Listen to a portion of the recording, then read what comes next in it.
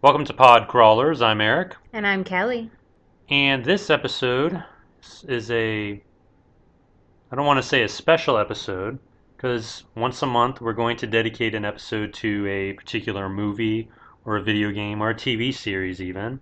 I like to think of them as highlights. Highlight, yes. And with these episodes, there are going to be spoilers. Yes. Many spoilers. Spoiler alert. We try not to spoil movies in our other episodes where we list like 3 horror movies you should watch or whatever else. But on these highlight episodes, we're going to spoil the movie. Yep. So no turning back. If you care about Lake Mungo, if you've never seen it and you want to, stop this podcast, watch it, and come back. Yes, absolutely.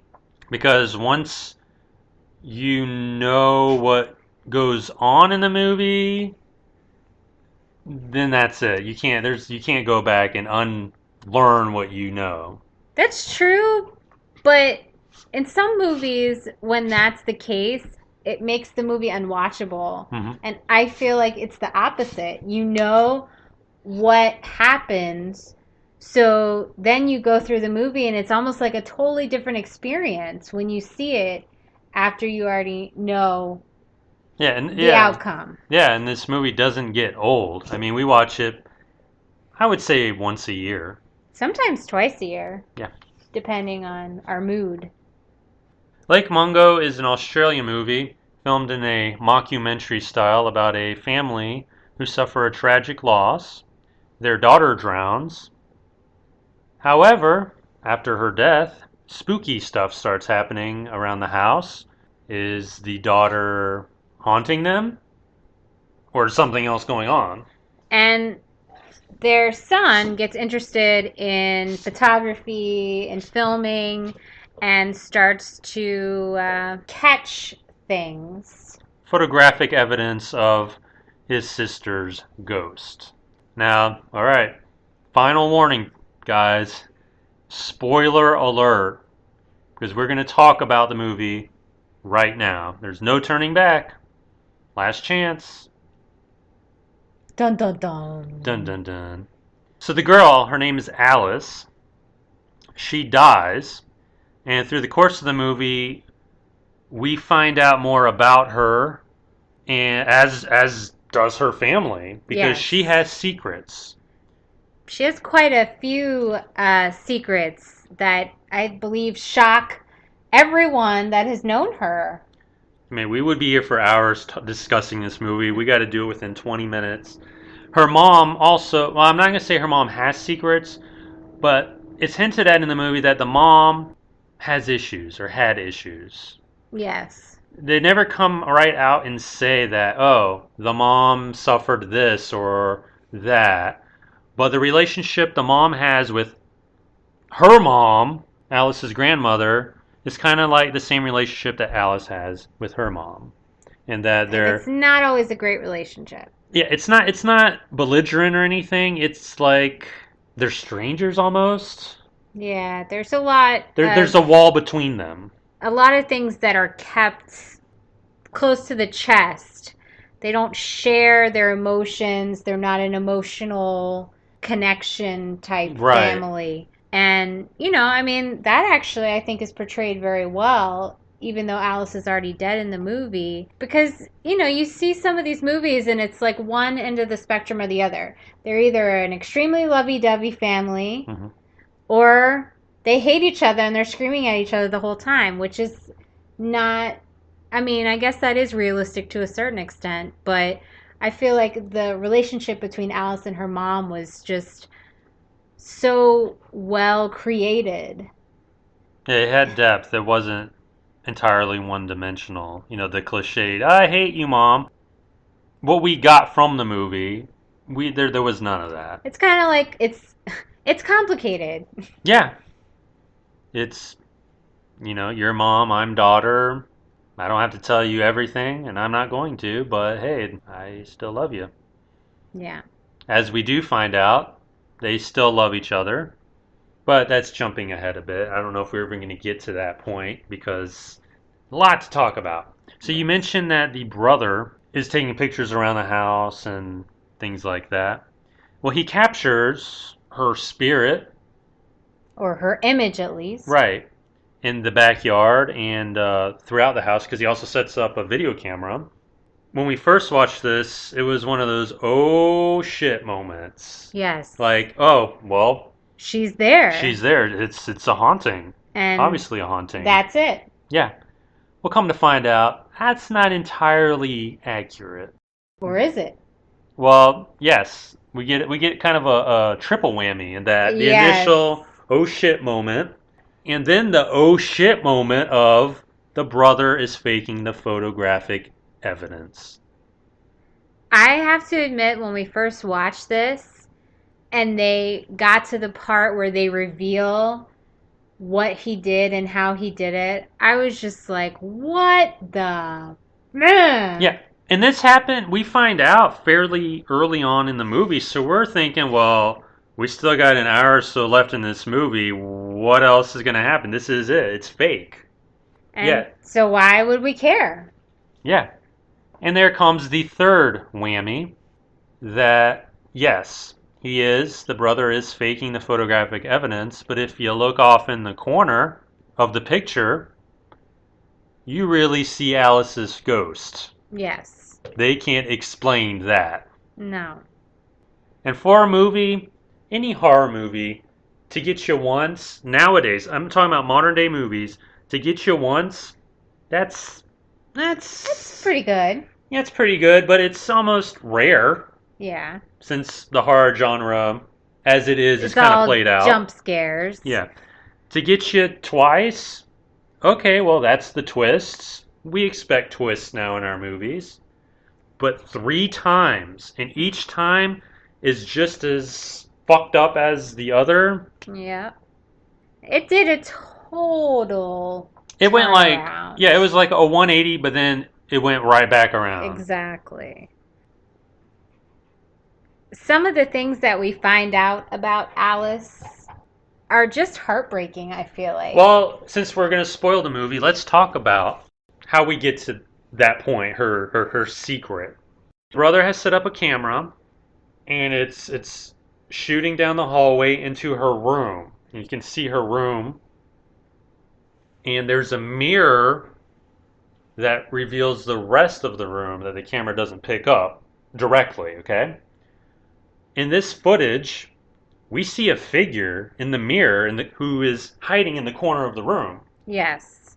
And we saw this and we're like, okay, we've experienced the first twist of that, wow, the brother caught something on camera. Then the second twist is, oh shit, it's fake. Yes. What is this? Who is this figure in the corner? Is it a ghost?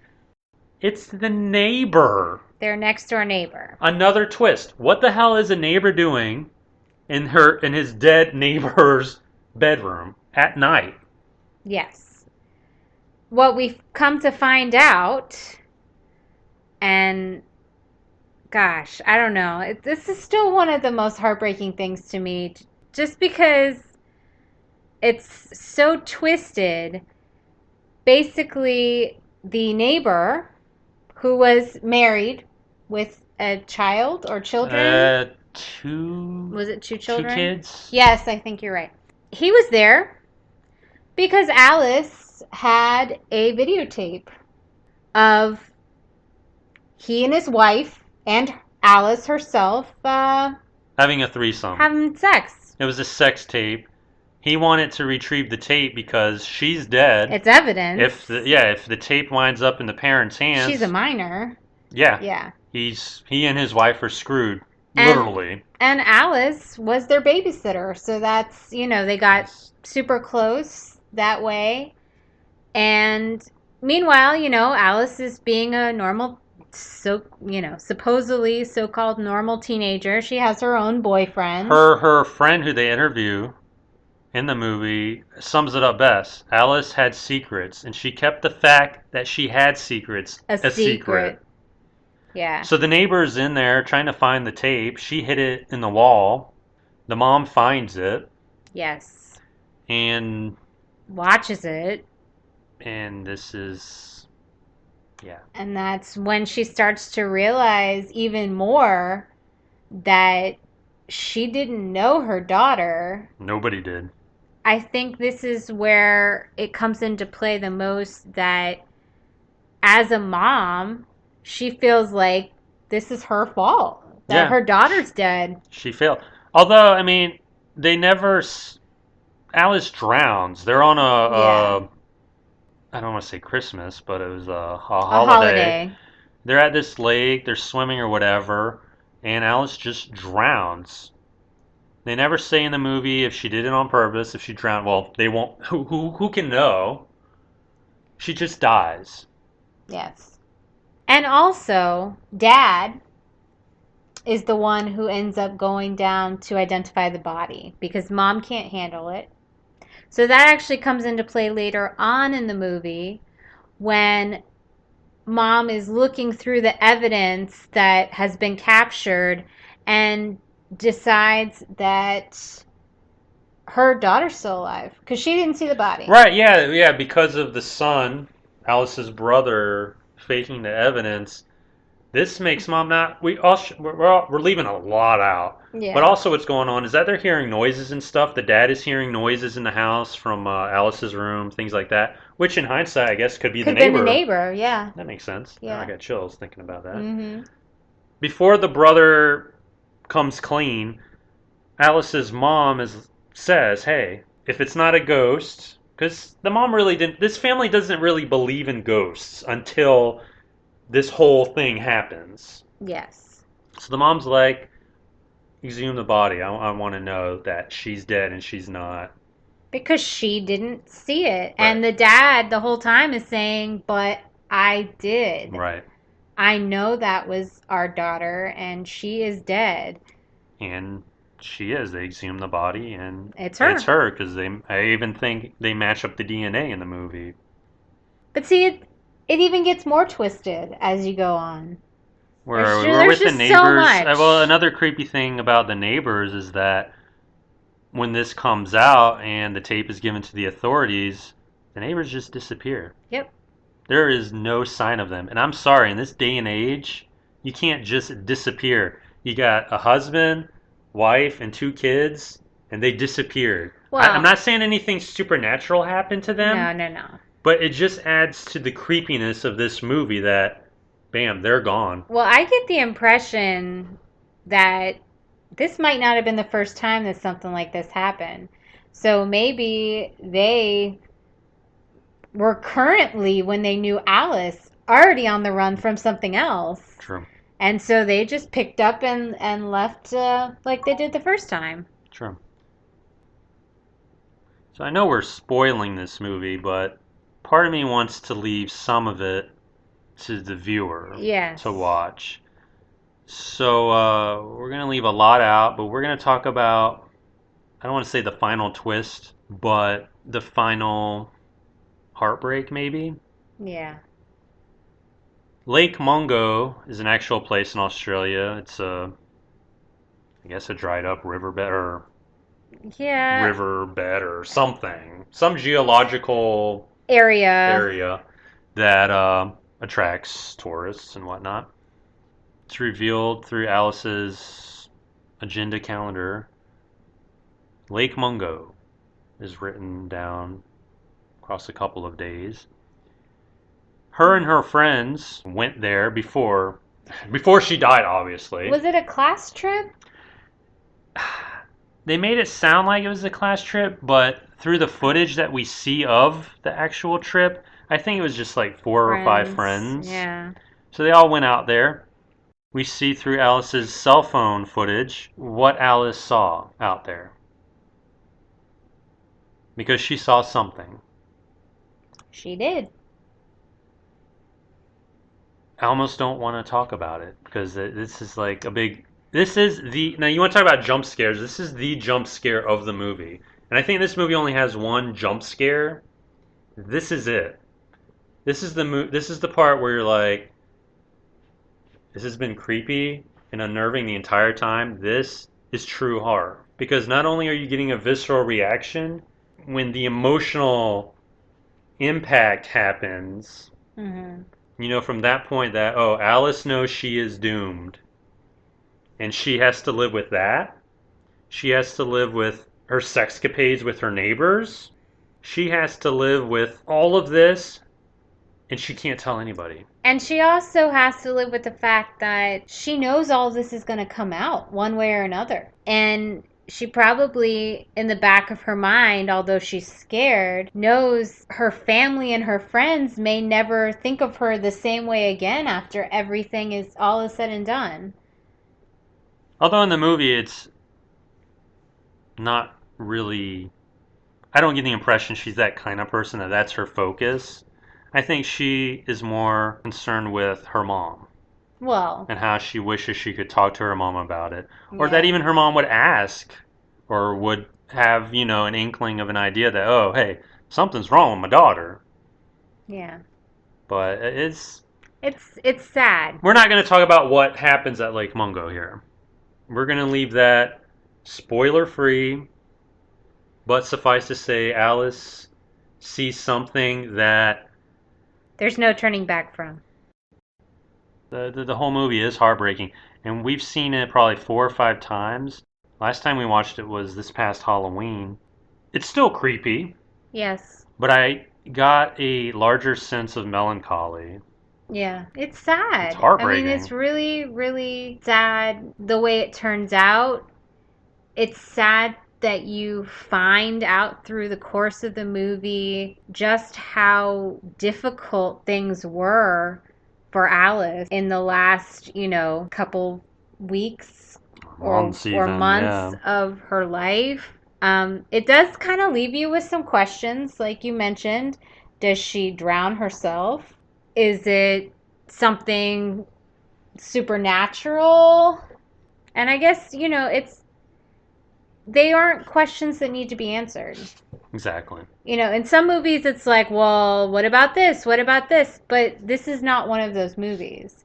We know what happened, and why it happened is really not important to the actual storyline. Right. As much as just the story building of Alice, of her relationship with her mom, of all the things she was doing that nobody knew about. The format of this movie really lends credence to the movie. I don't think this movie could have been made traditionally. No, not at all. This needed that gimmick of the documentary.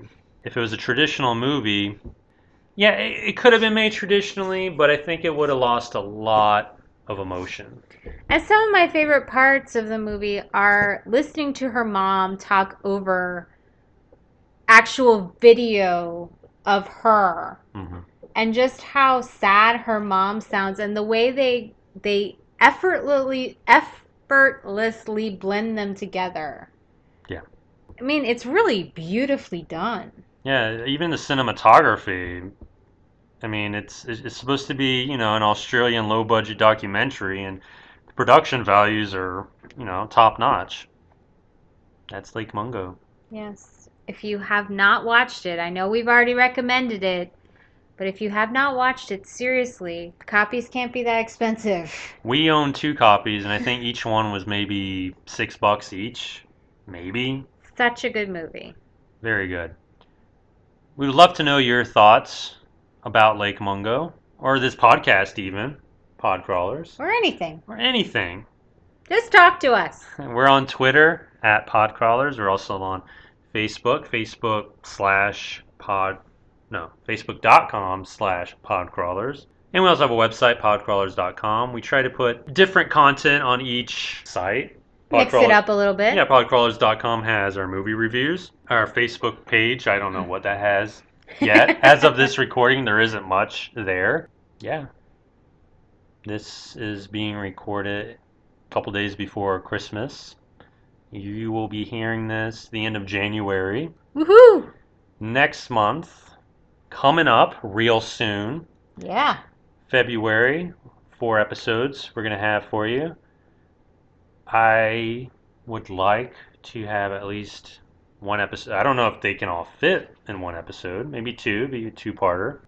The Phantasm series, because the final chapter has recently come out. Phantasm 5. Ravager. That was handsome. That was handsome. Our little puppy boy making noise, trying to get our attention. Mommy, Daddy, stop talking to the Do box. you have anything to add about Lake Mungo? Well said. Very well said. Nothing else needs to be said. Lake Mungo. I'm not saying Lake Mungo is a 4-star movie. I would give it probably, I don't know, 3.25 out of 4. I would give it 3.5 out of 4. Yeah, it's. I mean, there are things that are lacking. Yeah, but if you think about, like you said, it's a low budget. It was one of the After Dark movies to die for, movies which to die for. I mean, they, After Dark, or I guess it was Lionsgate, basically just distributed it. I mean, Yeah. and I mean, it's not one that you necessarily expect much from. yeah, I don't think we knew what it was about when we watched it. No.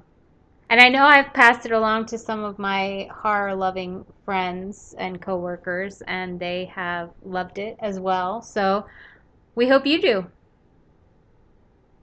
Until next time, I'm Eric. And I'm Kelly, and this has been Pod Crawlers.